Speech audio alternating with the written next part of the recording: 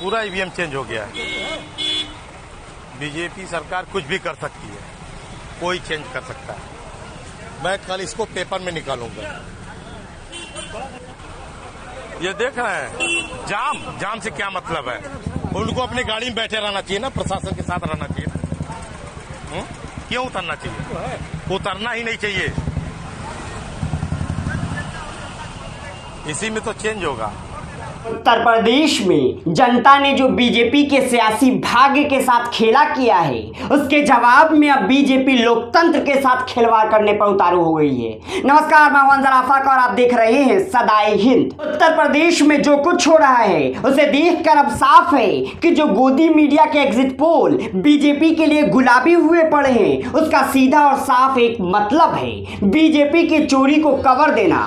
गोदी के बड़े बड़े चैनल जिस 300 सीट की भविष्यवाणी कर रहे हैं, उनके जुगाड़ में बीजेपी 7 से लेकर 10 मार्च तक कैसे यूपी में लोकतंत्र की तबाही करने पर उतारू हो चुकी है, उसका एक और सबूत अब हमारे सामने आ चुका है। स्ट्रांग रूम के बाहर जलती हुई पर्चियां जैसी कई घटनाएं आपके सामने हमने पहले ही रख दिया है। उससे पहले ही साफ है कि बीजेपी यूपी में क्या करना चाहती है। और अब जिस तरह से यूपी के सड़कों पर ईवीएम की जुलूस निकाली जा रही है, उसे देखकर साफ है कि बीजेपी को जिस तरह से लोगों का अभाव अपनी रैली और जुलूसों में देखने को मिला था, उसी की कमी आज बीजेपी लोकतंत्र के जनाजे और ईवीएम की जुलूस को निकाल कर रही है। चुनाव आयोग इस देश में अब कोई चुनाव कराने वाली संस्थान नहीं बच चुकी है, बल्कि भाजपा के एजेंडे को केवल टुकुर टुकुर ताकने वाली एक एजेंसी बन चुकी है। ऐसा आप भी कहेंगे जब आप अपनी आंखों से यूपी वालों की तरफ से बनाए जा रहे वीडियो को देखेंगे, जिसमें स्ट्रांग रूम में रखी जाने वाली ईवीएम को सड़कों पर ऐसे घुमाया जा रहा है जैसे कोई फेरी वाला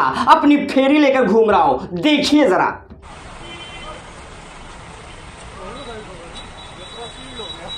पूरा ईवीएम चेंज हो गया है। बीजेपी सरकार कुछ भी कर सकती है, कोई चेंज कर सकता है। मैं कल इसको पेपर में निकालूंगा।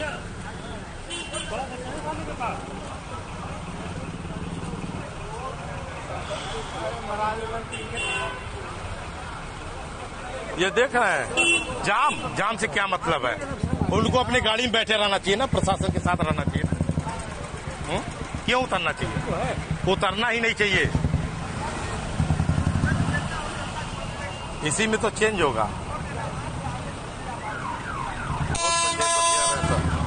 देखा आपने किस तरह से बीजेपी के राज्य में और चुनाव आयोग की निगरानी में ईवीएम और जनमत दोनों का हाल है। ईवीएम जिसे सुरक्षित तरीके से स्ट्रांग रूम तक पहुंचाना चुनाव आयोग की जिम्मेदारी है, उसके अधिकारियों द्वारा तर्क पर ईवीएम का जुलूस निकलवा दिया गया कि रास्ते पर जाम है, इसलिए ईवीएम को स्ट्रांग रूम तक पैदल ही ले जाया जाएगा। और इन सब तस्वीरों को देखकर जो साफ है उसे और साफ करने के लिए अब अखिलेश यादव ने भी मोर्चा खोल दिया है। जिस तरह से कहीं से ईवीएम की जुलूस निकलने की तस्वीरें आ रही हैं, कहीं से पर्चियां जला दी जाने की तस्वीरें आ रही है, कहीं से ईवीएम गायब कर दिए जाने की खबर है, उसे देखकर अब सपा के राष्ट्रीय अध्यक्ष ने भी लोगों को आगाह किया है कि इस बार बीजेपी के राज्य में लोकतंत्र के प्रहरी नहीं बने तो फिर गुलामी की दिनों की तरह आजाद होने के लिए जिस तरह से क्रांति की गई थी उसे दोहराना पड़ेगा। सुनिए किस तरह से अखिलेश यादव ने बीजेपी और प्रशासन की बखियां उधेड़ कर रख दी और जनता से अपील की कि अब उन्हें ही अपने वोट को सलामत रखने का जिम्मा उठाना पड़ेगा। लोकतंत्र का आखिरी चुनाव है। इसके बाद तो जिस तरीके से आजादी के लिए लड़ाई लड़ी गई थी, उसी तरह की हमें और आपको क्रांति करनी पड़ेगी। 3 दिन लोकतंत्र के अखंड प्रहरी बनकर के ईवीएम्स को बचाएं और चुनाव को बचाएं।